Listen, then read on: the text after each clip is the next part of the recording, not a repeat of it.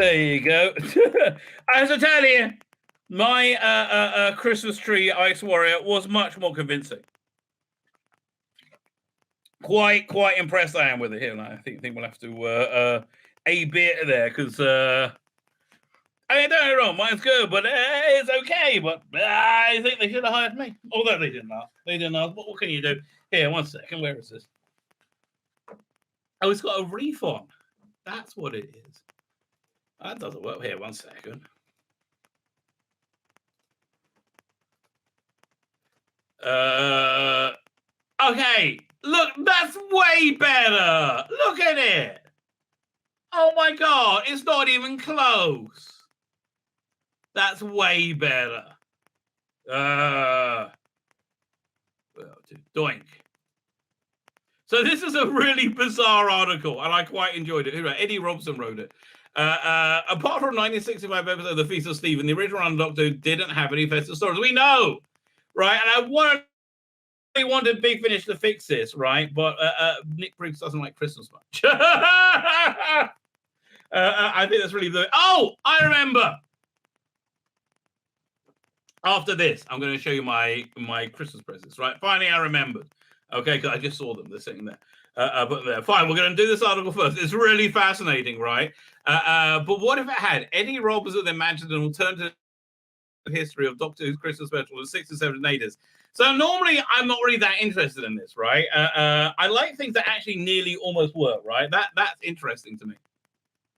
But this one, he's done all the work of researching it for me. To imagine what that actually might have done. So it's a very well written article. So let's look what he had to say. So the first one was Terror in the Stars, right? So I had no idea about this, but I think he's really nailed it. I think he really absolutely nails it here. Christmas Night with the Stars was a highly popular staple of BBC Christmas time schedule between 1959 and 1972. It sounds like real fun.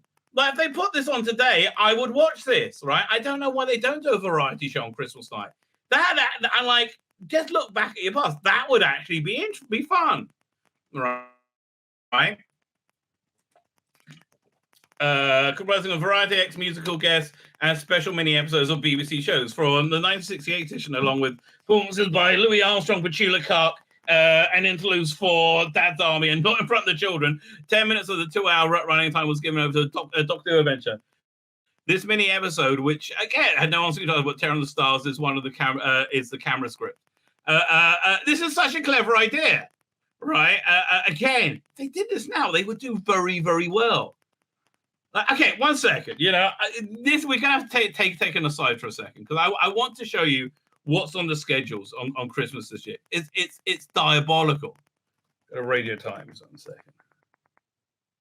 There's literally nothing to watch. Nothing that I'm interested in watching. Where is it?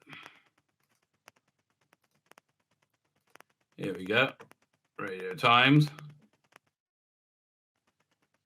Sean Williamson on Extras Christmas special at 15. It'll outlive me. Yeah, well, it will. That's true. TV Guide on tonight. Okay, so they got 8 episodes. This is 2 hours ahead because they just so on BBC One you have. We'll go from 8 to. You have the Blankety Blank Christmas special. That actually I might watch. Okay, nothing else is on. Dad's Army. I'll watch that. Mortimer and White House Gone Fishing. I might watch that as well. Bloody hell, I'm so old. The Fast Show Christmas special. I Can See Your Choice, My Jam, Not Going Out. Christmas Bake Off. It'll Be All Right. Really? They're still doing It'll Be All Right on the Night? David Walliam narrates it. Bloody hell. Right, if they're doing It'll Be All Right on the Night, they should do the... but here, let's go through the Christmas Day. It's really... I don't get it. Doink. 5. So we're starting. There's what's on in the morning? Breakfast TV. Who cares? Okay. What we got? Fine. Literally nothing on. Songs of Praise. Superworm. Wallace and Gromit. Okay, you got a few Wallace and Gromit things. White Christmas. Blimey. Abominable. What's Abominable? Never heard of that. Oh God. So if it's a pic, they're just gonna have weird sexual stuff in it, right? I was from 2019. Yeah, I don't trust it, right? James Martin's Christmas Day. Who's James Martin? Okay, so this is fine. Again, morning TV. I can not blame them for not having anything on right now. Okay, CBeebies, Aladdin. What version of Aladdin's this? Blimey. Oh, Wheeling at the Big. Okay, they have a decent movie. Gentlemen Prefer Blondes, Alan Carr. Okay, I hate Alan Carr. Great Escape. Okay, that's what I would be watching. That's the best thing they got there, The Great Escape. Totally, I'm totally up for that. Right? Yeah. Well, Cannibal Ghost. Which version was that? So yeah, okay. But see, nothing they spent money on, I'm interested in. Strictly Come Dancing, Michael and Tessa's will Ghost Christmas. What's Ghost Christmas? Call the Midwife. There is their only drama. And EastEnders. Man, that's sad. Look at that. That's just sad. Doc Martin. No, I probably would, but there's no like Downton Abbey or anything. Then Boxing Day. There just doesn't seem magnificent. So which version is that? The original one. Okay, fine. There's Ghostbusters. Again, this just looks pathetic. It really does, doesn't it? Death in Paradise. Fine. I found 2 Christmas specials. That's about it. But yeah, man. Okay, so idiots, go back to Night of the Stars, whatever it's called. Christmas Night with the Stars. That looks way better than what you have now. Okay, that would actually get people. Yes, nothing comes close to that. This right. This would add 10-minute bits here and there. It's a nice idea. I think this is a good idea. Fine. So you're saying the story was written by Derek Sherwin and recorded at the end of the studio of episode 1 of Invasion, which proved to be just about feasible due to much of the episode being pre-filmed on location. The TARDIS arrives in 2048 on a supply shuttle destined for space station Polestar. The control room was, in fact, redressed from Tobias Vaughn's office in Invasion. This is what I like about this. He's really put work into the fantasy. The shuttle pilot, Denny Billard, Annette Andre, believes that Dr. Jamie and Zoe are trying to hijack a cargo, which includes a Christmas gift for the Pulsar crew. She intends to hold the newcomers under arrest until the shuttle arrives, but Jamie comments on how cold the shuttle is getting. Jenny has a stowaway. It's the Ice Oracle Storm who has this is not a good, sorry, who is stranded on Earth. He actually wants to hijack. The shuttle is demanding that he be taken to Mars. The Doctor convinces Storm that it will be quicker for the TARDIS. For once Storm enters the TARDIS, the Doctor removes the time vector generator, dashes out the room, and Storm can't operate the control. And is trapped. This sounds like a comic strip, a bad comic strip. And is trapped inside and will be delivered as prisoner to the commander of Polestar. Do you think we should Christmas wrap him, Doctor? Wait. Where's the bit? There's a bit in this where he's disguised as a Christmas tree, right? He wants to hijack. I thought there was a bit in there where they had him disguised as a Christmas tree. There you go. You should reread the article before you cover it. There you go. That's a bit from the only Christmas special. But okay, BBC, you should be doing Christmas Night with the Stars. You would actually do very well with that. Voices of Doom. Okay, so wait, what's this? Cut out a bit here. Icy Cliff. In 1968, Christmas Night with the Stars wasn't recorded. Therefore, Terror of the Stars was the only poor quality audio recording. However, it was the final Doctor Who episode to have telesnaps, which discovered and dispelled the persistent rumor stemming from the publicity pictures. The well-known picture of Wendy Padbury wearing the angel wings being hoisted on the shoulder of actor Drowner and Fraser Hines as if to be placed on top of a Christmas tree inside the TARDIS was staged for publicity and didn't feature in the episode. Similarly, it believed that Ice Royal was played by Cliff Richard, who performed the additional Christmas Night Under There with the Stars. But the photo of him wearing the fiberglass costume and holding the head was taken during the recording of the program.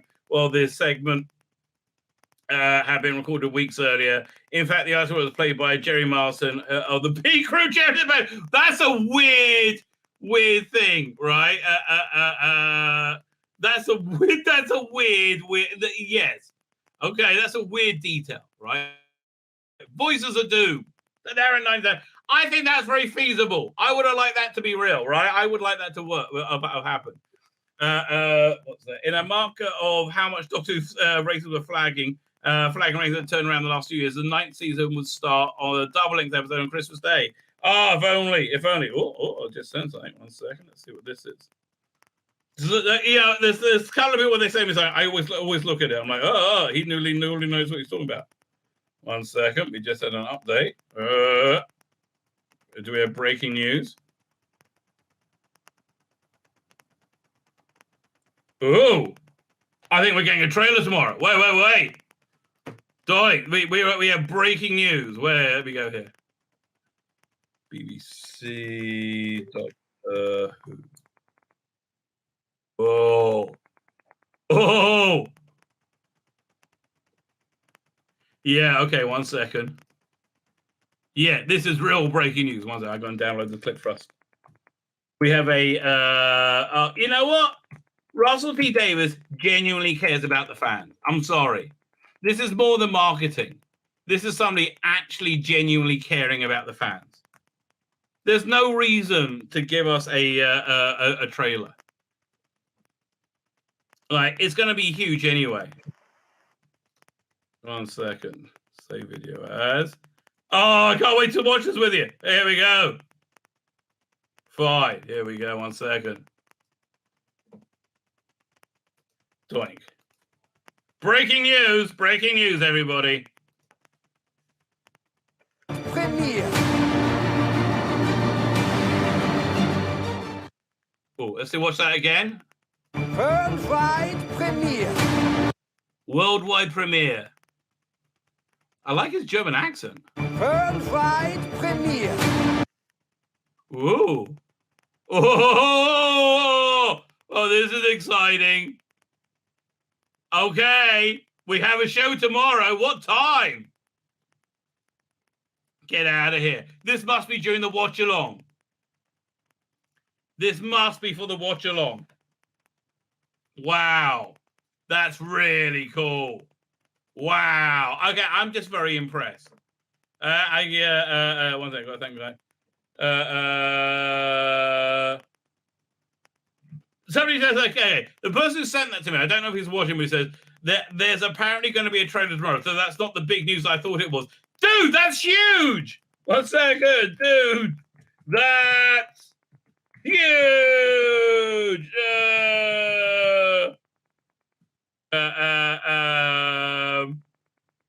Okay, it's fine. So I'm excited. I'm very excited about that trailer. We will be watching it intently tomorrow, right? Yes, we are watching that. Fine. An enlargement of Wendy, please. Or Wendy who? Oh, Wendy Richard. Wendy Padbury. You see, you had my mastery battery fantas confused. There we go. It's okay, but the guy sent me the same much bigger coming. Okay. You asked for it, you'll get it. There you go. A bit of patterns for you. One set down. Yeah, that's about right. Again, Wendy, beautiful woman, but a very, very good bottom on the TARDIS console. Anyway, where are we up to? Doink. There we go. Okay, so now we're in the 70s. Okay, I'm so excited about the trailer. In a market just how the show's flagging ratings had turned around in the last 2 years, the show's 9th season would start with a double length. I just thought I was going to say double-ended dildo. Really? That's just what I thought I was going to say. Oh my God. No, it didn't have a double-ended dildo. Okay, it didn't have a double-ended dildo. Maybe it did. I got to ask Eddie Robinson about this. As leading the years, as a lead into that year's Christmas Night with the Stars, As with the two previous seasons, the premiere will be written by Robert Holmes, produced by Barry Letts, and script by editor Terry Dix. We're keen for Holmes to keep back the Autons for a rematch, feeling the monsters were an ideal story for a must-have. Bring back so they want to do it for a Christmas gift. Yeah, that makes sense. So he didn't want to. He wanted to come up with a new concept. So Voice of Doom open up with a near deserted unit HQ, as most staff are home for Christmas. Sergeant Ben has drawn the short store, remains on duty, and the afternoon on Christmas Eve. I love this. I love this. Right? Yes, this is awesome.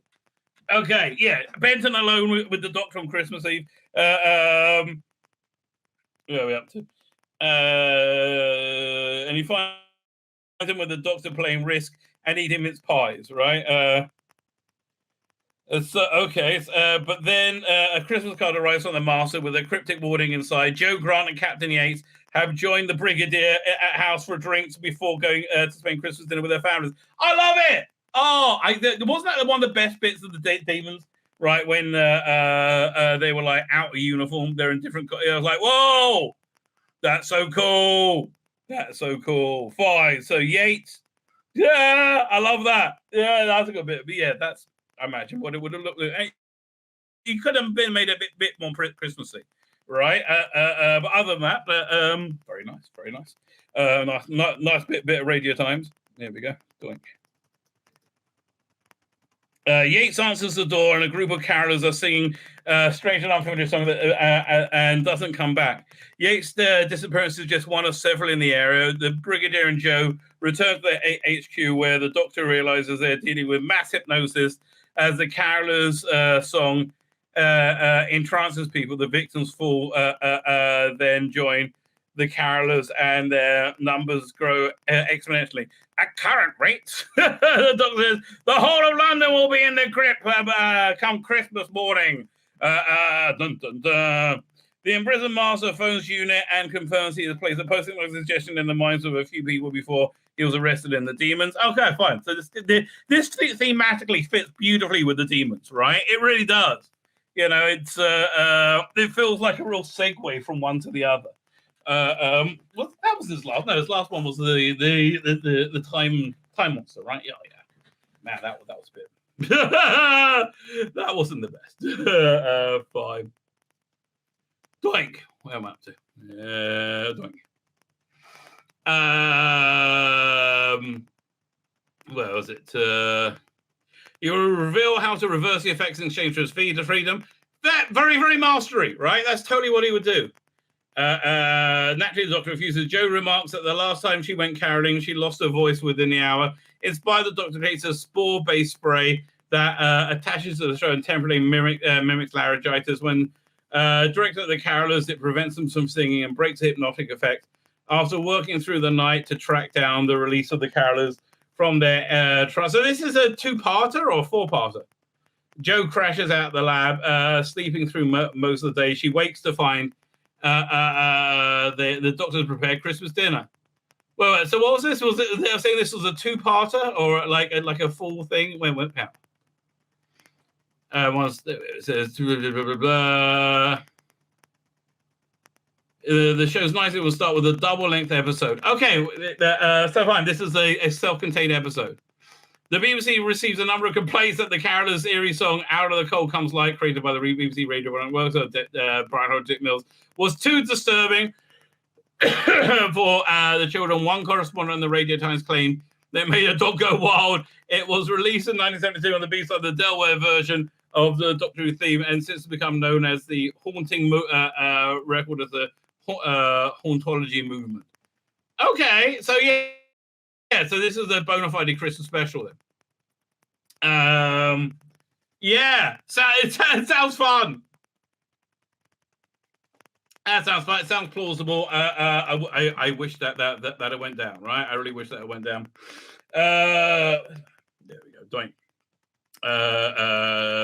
Silent Shadow. So now we're into Hinchcliffe at Holmes. Oh, what are you imagining, Eddie Robson? Because I think you're probably going to be good at this, right? I think you're probably going to come up trumps.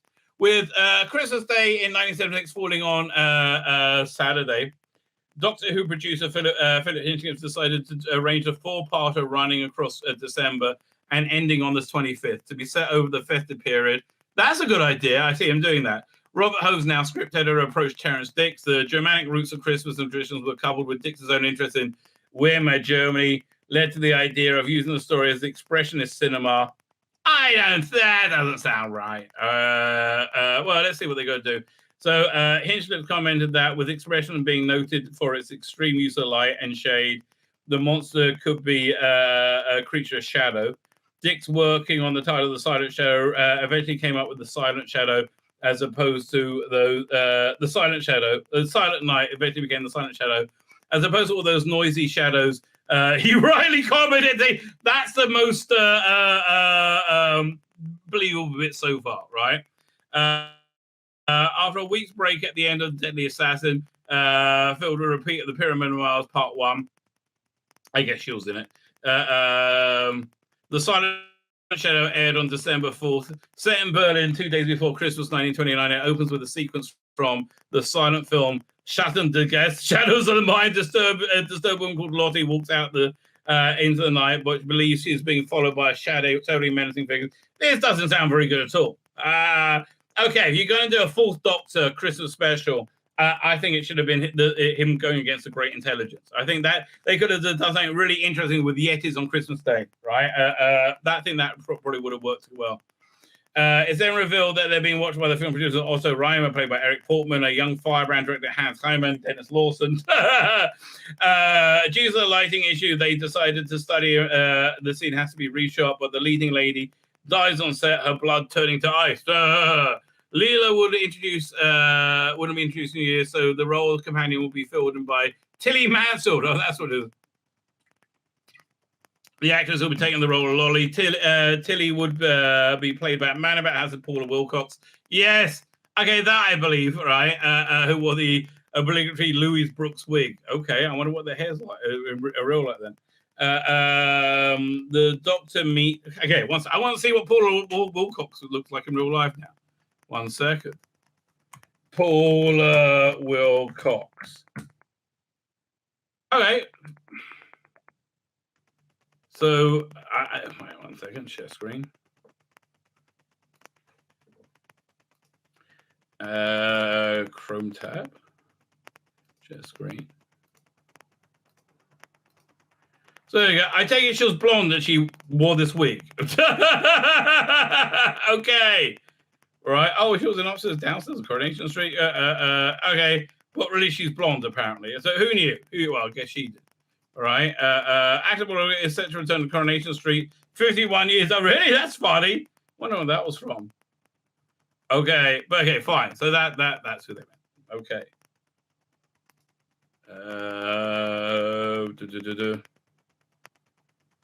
Share screen. No, wrong thing. Doink. Found it. And after this, I'm doing my Christmas presents, which are very cool. Where are we up to?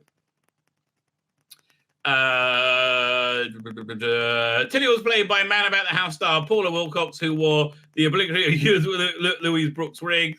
The Doctor meets Shelley shortly after landing, and she mistakes him for a stagehand returning from his break. He tells him he's holding everything up. The Doctor obligingly helps shift Shay's launch before Hishman realizes he's not part of the production, and the real stagehand lies lies dead in the shadows. Okay, I want to imagine what a Robert Holmes Great Intelligence Yeti story would look like, right? What monster movie, or like what famous horror monsters are there?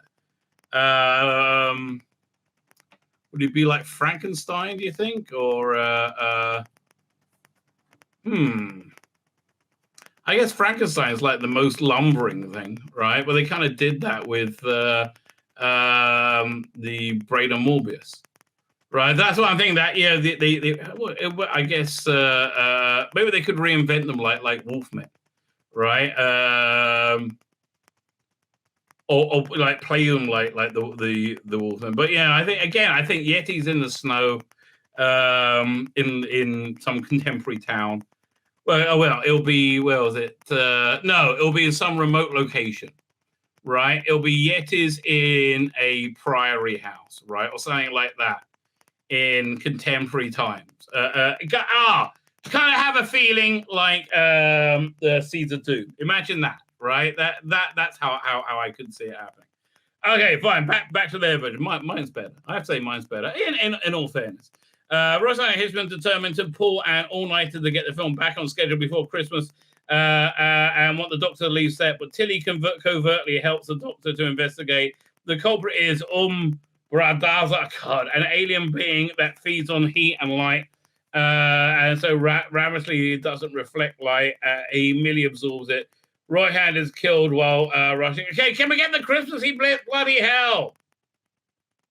But I'm bored with this, right? I'm fast and bored. Okay, I'm bored. Talking about much longer version of the scene in which the Doctor and Tilly celebrate Christmas in a cabaret club was included in one of the engineering departments. Okay, could we have that? Yeah, I'm not interested. So this is the best one. Right, this is the absolute best one, right? I take my your full stop one. Nil point. Mine's better. What would a pantomime be like? That would question John Nathan Turner will mysteriously bound off writers, usually after a few drinks in the BBC club. Most didn't take it seriously, but the John Nathan did have a deep love of pantomime. This is why this is a brilliant idea. I totally buy this, right? I totally buy this. And when K9 Company wasn't picked up for a series after its broadcast in 81 festive season, he considered putting together a 15-minute Doctor Who special for the following Christmas. Originally, it wasn't going to be a proper episode, but a light entertainment special featuring the stars with sketches riffing off the pantomime scenarios of a few musical numbers. Yeah, okay, I believe all of this so far, right? I believe all of this. However, one of the writers idly mentioned this too was P.J. Hammond, who'd written the final sort of Sapphire and Steel, and Hammond's keen interest in folklore led him to weave Nathan Turner's notion into something that, again, we're going to get that second, that would exist in the framework of Doctor Who. A story set in the British collective unconscious of Christmas time, the populace of the stock features of pantomime. Again, this sounds brilliant, right? It sounds absolutely brilliant. No, 1 second. I'm getting more messages in. I think it's the same news. Yes. Yeah. 1 second. I just got to thank him. Yeah. Just saw ...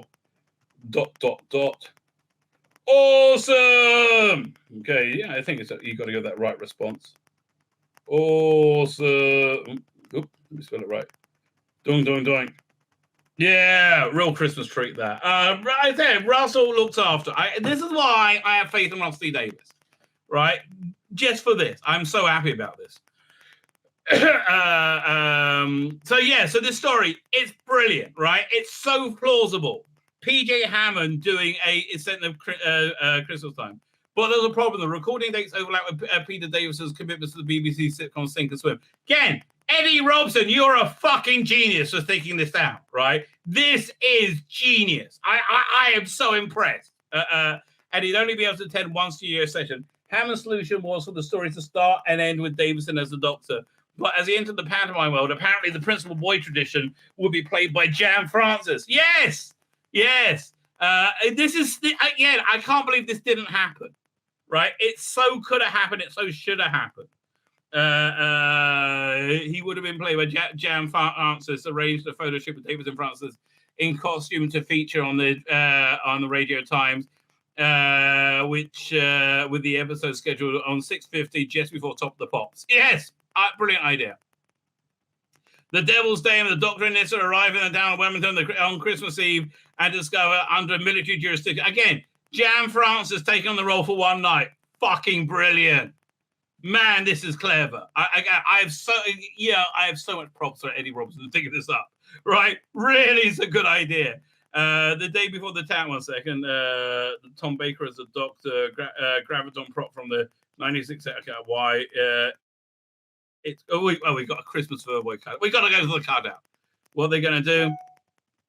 In a parallel world, several Doctor Who stories began life as Christmas episodes. For example, the Moon Base 967 was a slated slot occupied by the Highlanders over Christmas 1966. Would have been the story featured technology named White Christmas. It was expected there'll be a Christmas session on 67, and then the production team has to listen now snow-themed ideas from Mervyn Halesman. And yes, okay, they had a lot of snow in there.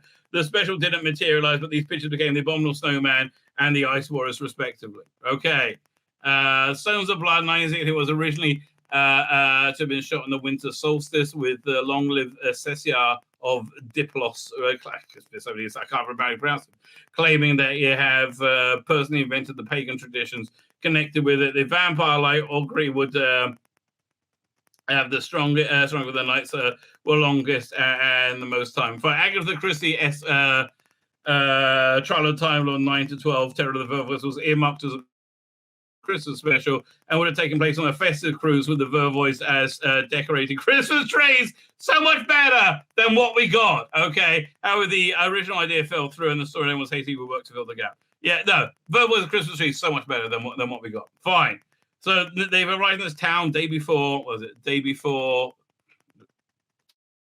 town erupted into chaos, and the police were all overwhelmed. The Doctor realizes the barrier between our dimension and has become strange, and he in this breakthrough into the pantomime world where he meets Buttons, Derek Griffiths. I love this. Derek Griffiths is great in panto, right? The land is ruled by Dick Whitson, Pamela Stevenson. Yes. The cat Mel Smith. This would have been awesome. Absolutely awesome. And who are threatened by incursion of another principal boy, dispatch the squad of guards to capture the Doctor. The guards are led by Prince Charming and who played by Adaman, who has performed 2 of the episode's 3 music numbers. Oh, they could do this now with the current. This is brilliant. Doctor learns these other dimensional beings who are lacking identity of their own have latched onto these powerful mythological figures and meets Mother Goose, Terry Jones. Before he makes a deal with the devil, Peter Bowles. The Doctor demonstrates to Dick that Mother Goose is the one provoking unrest in the real world.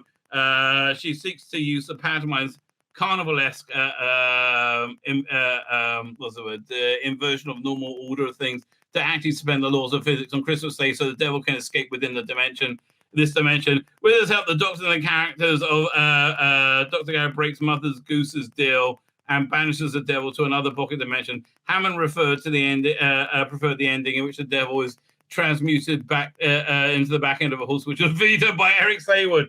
I think that was a better idea.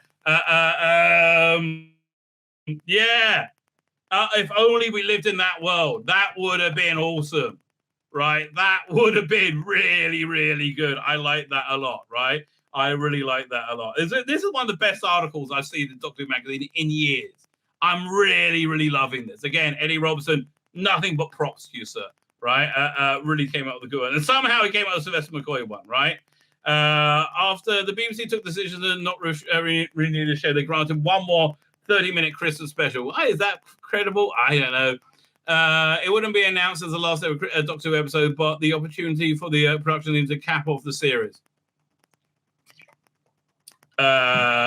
Script editor Andrew Robson Andrew Cartmel, I should say, decided to write the story himself, as drawing a story from a ghost story for Christmas inspiration in Secret Souls. The Doctor seems to have ceased his travels in time and space and living in a village in Norfolk, and he claims to be writing a book about birds. The ace is kicking around the village, thoroughly bored, trying to convince the Doctor to take them somewhere else. As she talks over, she realizes that everyone seems to have a ghost story to tell. They can do this in half an hour. The book about the birds is just a cover. The Doctor is really collecting ghost stories. It doesn't really believe a ghost. Instead, he thinks everyone in the village has seen but failed to recognize their own death. And he theorizes that temporal disturbance here, but is actually seen in their own future. But Ace wonders if if time is repeated somehow, and it prompts the Doctor to realize it's been Christmas Eve for weeks. I said, so Ace says. The Doctor sees a ghost too. It's a faceless figure struck down in battle. Is this how he dies? A bus pulls up by the village greens, and all the other inhabitants start to board. inviting the doctor to come with him, but he realizes Ace is not Ace. She's the aspect of the self-conscious that's urging him to rebel. He allows Ace to lead him back to the TARDIS, and he wakes up in an alien world where he is relieved that where relieved Ace tells him he felt conscious in a psychic battle with Trickster figure. You can never do this in half hour, right? She thought he was dead. The doctor was left unsure whether the village was just a dream or a recovered battle, or if his conscience was really trying to send anything out. But he doesn't really know. But he does know retirement isn't for him. We guest stars Ian Richardson and Todd, and other inhabitants of the village, Cartmel and Cartmel and Jonathan Turner. Felt Secret Sauce was a perfect Christmas Eve. However, the slot was taken by quiz show Telly Addicts, and the episode was put out on 17 November, December 27th after Blankety Blank Christmas Special and opposite Coronation Street. Large, you better go got noticed. Yeah, sounds about right. Sounds about right. My name's Tzvi Lebetkin, the Rabbi from another planet! Please like, share, and subscribe, and ring that little bell. Ring the little bell so you are notified when new videos drop.